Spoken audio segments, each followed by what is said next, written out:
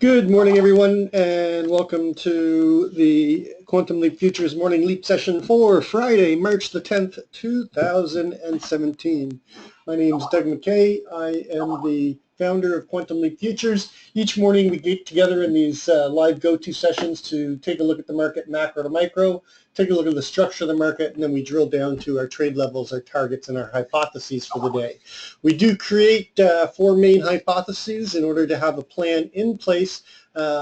That way we can let the market open at the RTH session, determine who is in control, and determine which plan best suits the market, and then execute on that plan. We do not try to predict the market. We're not trying to hedge our calls. What we're doing is putting an actionable plan with levels in place, knowing what we want to do based on what the market shows us. This is a subscription service, so if you're interested in checking it out, please send me an email at quantumleapfutures@gmail.com. There's no website, there's no blog. This is not a commercial venture. We do everything live here in the go-to. Then we do live trading and analysis during the RTH as well.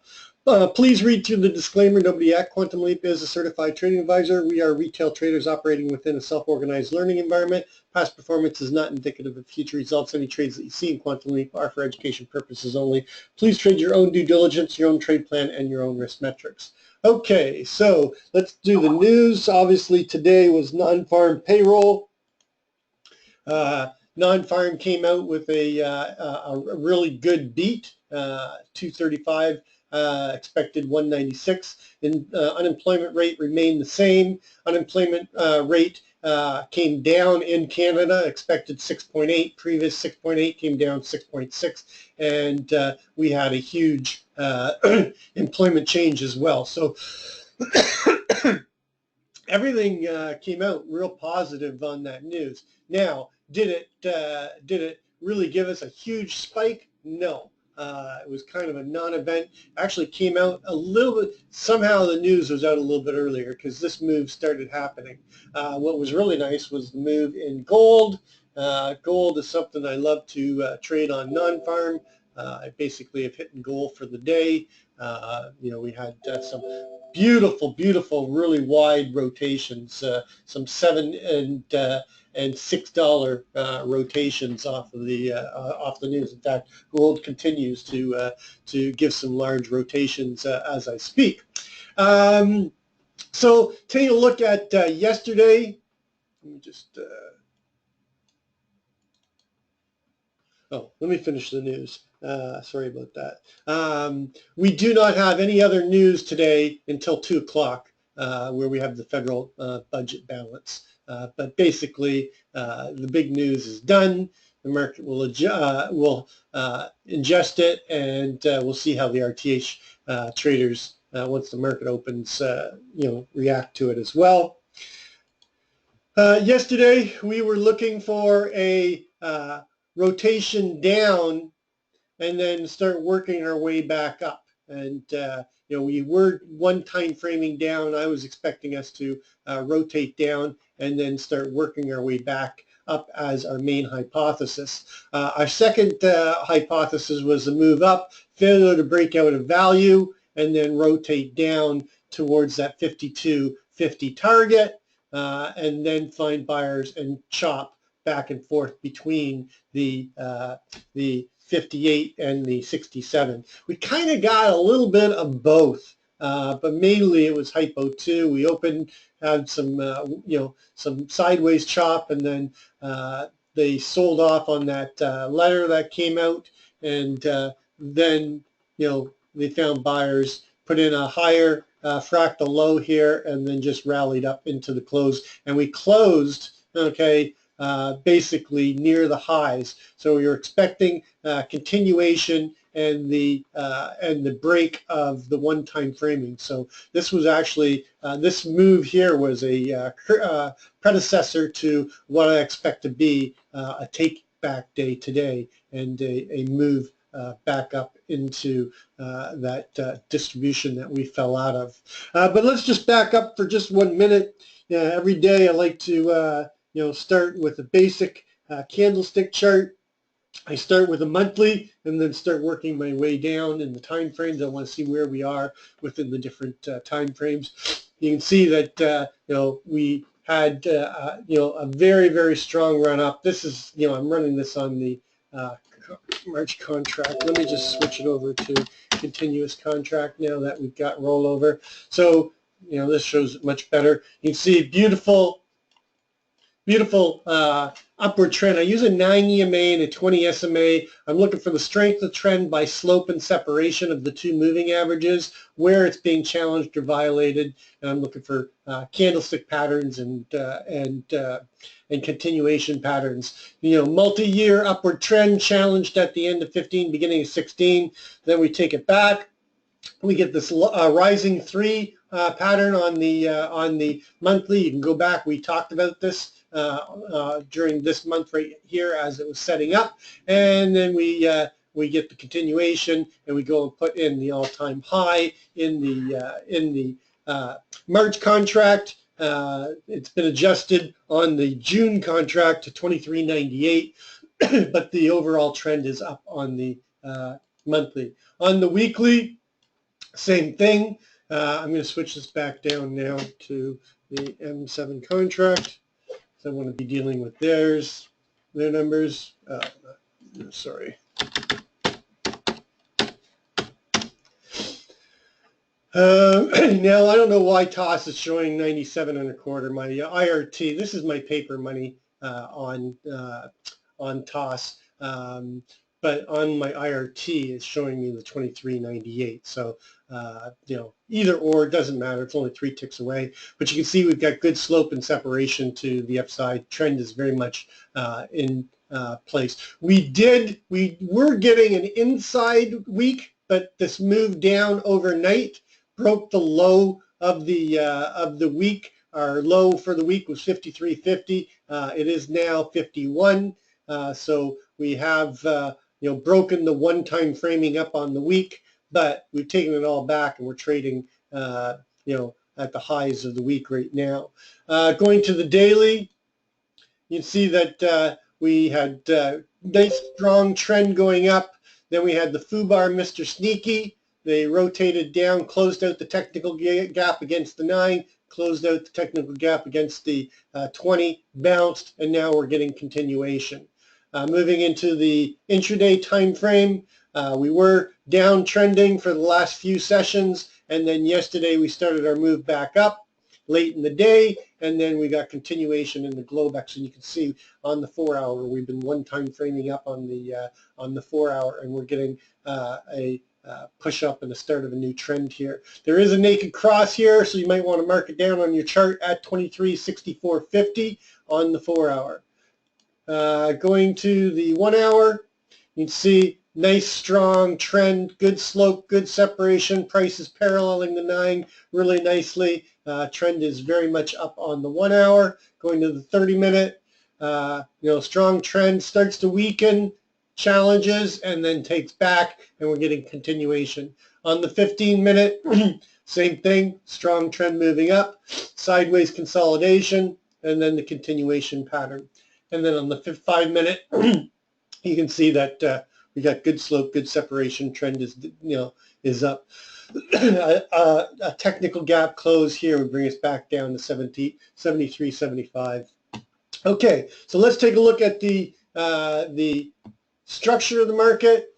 You can see that we had put in that blow off top here, and then the bearish engulfing day. Tried to hold value here around 77, and then we fell down and came down to the most traded price going back to February the 21st. This black profile encompasses everything from the gap up, and then you can see that the most traded price is down here at the 23.60, and we came down, challenged the lower side of this. Once we got below that 71 and got back inside this distribution zone, what did we do? We tested the lower side of it.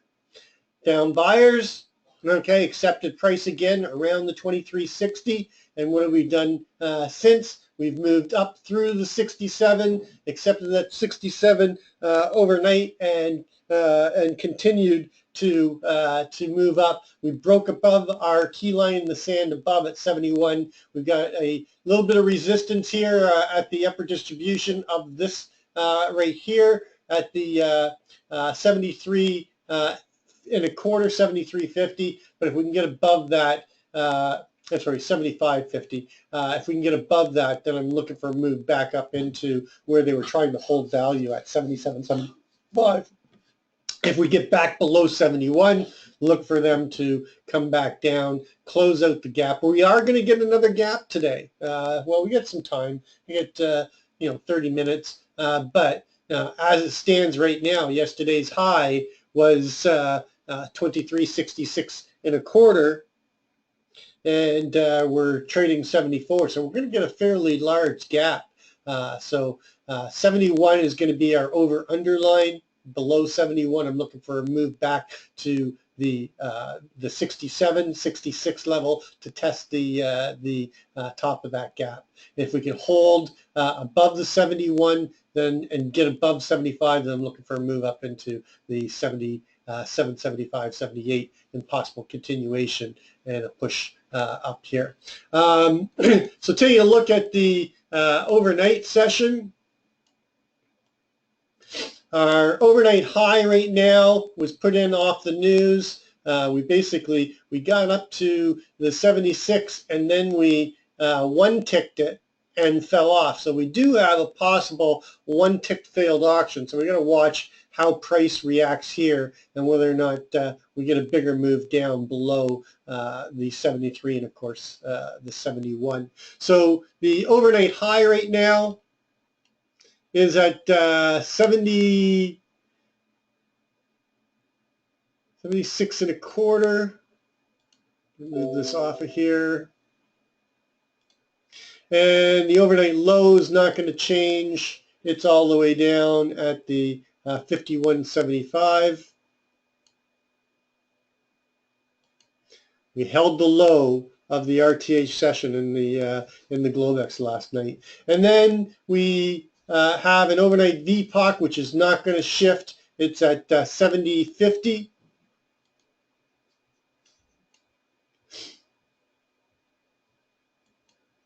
Now, important to note that our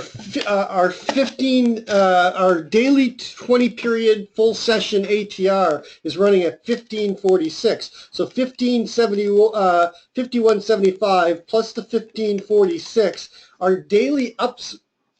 51.75 plus 1546. Our upside daily ATR target is 67 and a quarter. We are above our daily ATR upside target. So 20 period full session daily ATR is 1546. Our low of the night is down at 51.75. We're above that daily ATR target. So we have to be very cautious of any type of open drive here becoming a trend day. And it is Friday, so we could trend into the weekend. The other thing I want to note is that not only that, our weekly critical mass down is down here at 61, and our weekly critical mass up is 92.50. What do I mean by that? Our week open is 23.77. We have 1 day left in the week.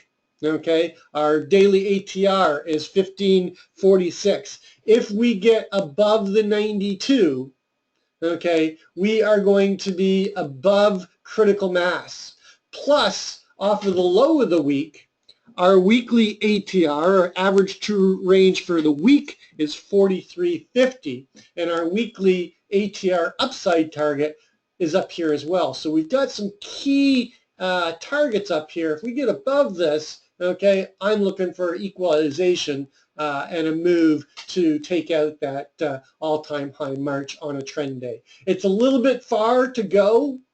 It's going to be a very big day, so I don't know the probability, but I will be watching if we hold that 71 and get above the overnight high for a push up into those 80s, and possibly if we get above there. It's, again, that'll be a big day on a Friday, but it is non-farm today, so you never know. Our daily downside ATR target is all the way down here. Well, I got to make sure I got this right. 76 and a quarter minus 1546. Our downside daily ATR target is 60.75.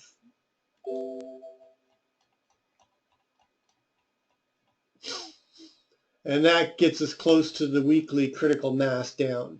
And basically, the concept of critical mass, for those that are not familiar with it, is if we get in a situation where the week cannot become a bearish or a bullish week, one side has a tendency to step aside. In this case, if we get above the critical mass up, the sellers are likely to step away, and the buyers will take control into the end of the session and take us and drift us up. Same thing with if we get below the critical mass and we can't have a bullish week, then the buyers are liable to step aside, and the sellers can take us down and put us, give us a new week low. Our week low for the week is down at 51.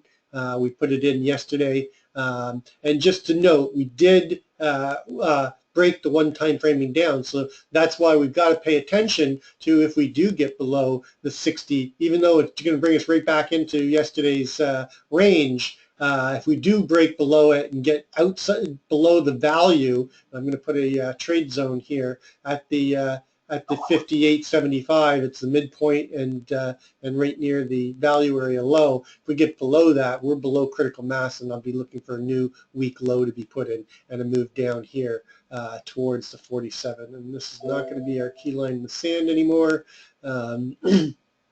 So 71 is still going to be a trade level for me. I'm actually going to move it to incorporate the range high from Wednesday. If we open up right here, 73 plus 66 and a quarter, our half gap fill is 69.75.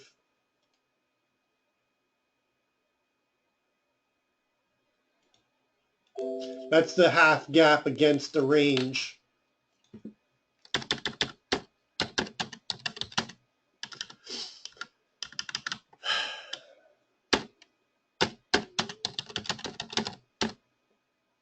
And if we open up right here, again, these might have to be adjusted based on where we open up. But if we open up right here and our close was 63.25, our half gap against the close is 68.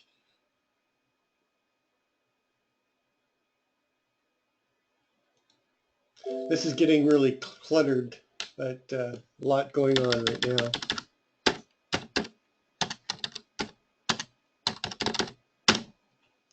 Okay, so that's all the information I really need so far. So what is my main hypothesis? We're going to gap up. So I'm looking for an open test drive or an open drive.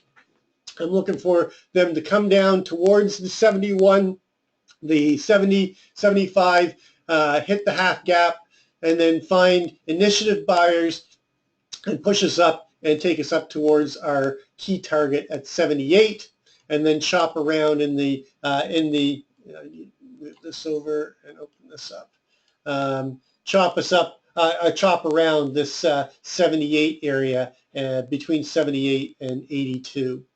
So that's my main hypothesis. I'm not looking for a lot more range extension on my Hypo 1 because we're already above our daily ATR.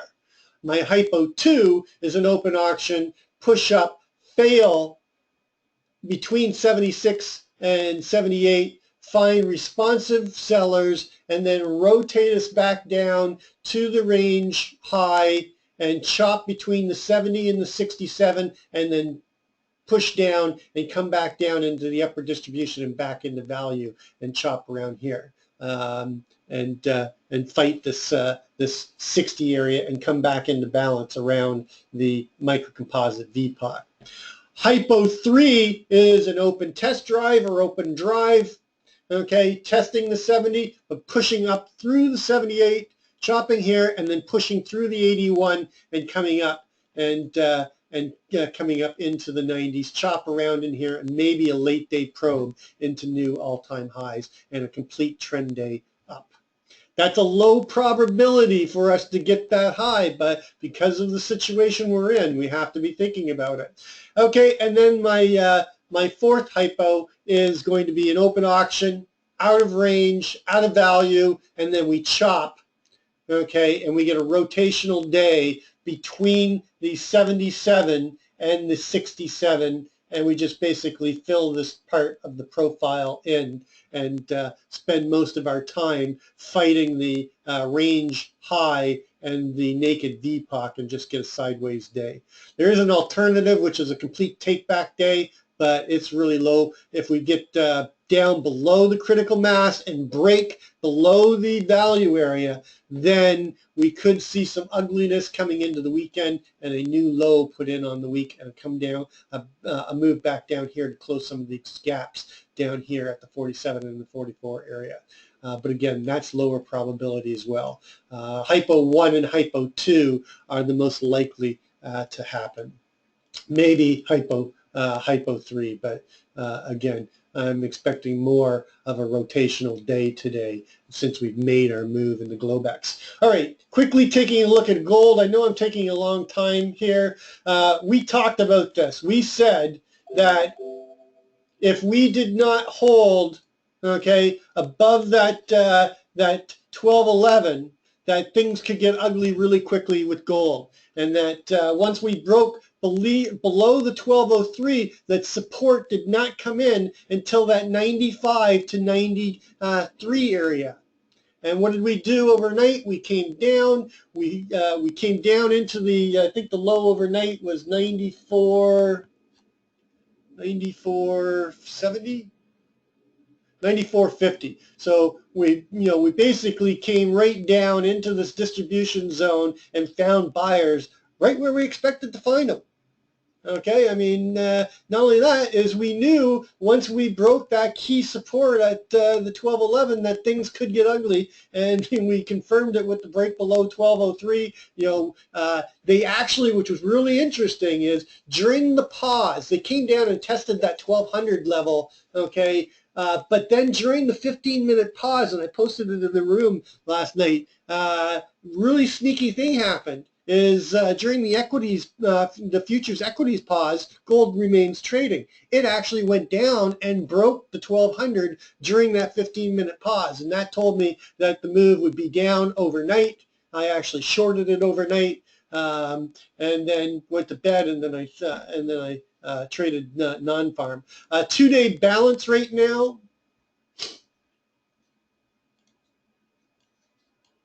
Two-day balance is right here at the 1205. I'll be watching the 1203 very closely. If we can get back above the 1203, then I'm looking for a move back up into the 0506 area and possibly get some continuation. This is a $42 move off of a 14, but it's a much bigger move. Okay, up here off of 1260, 490. All the way down to 1194.50. That's a $70.40 move in gold to the downside.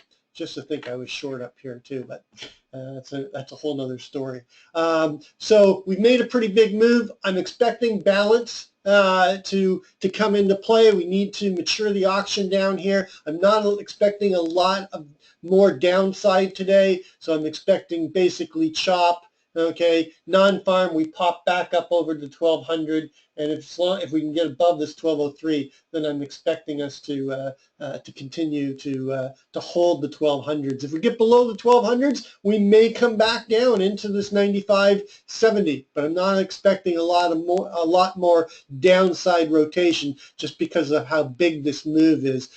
at least today. I mean, but we should get some type of a at least a $15 to $20 counter rotation here, and I'm expecting that we'll probably end up sometime next week coming back up and testing this 1218 before we get a possible another leg down.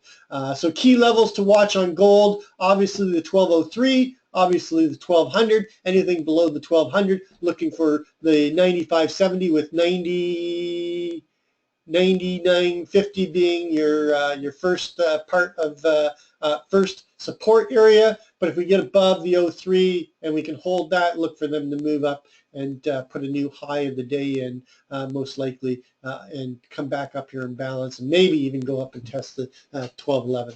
Anyway, that's a lot to digest, a long session this morning. Apologize, but a lot of information to go through. As always, trade well, trade safe, and we'll catch you on the flip side.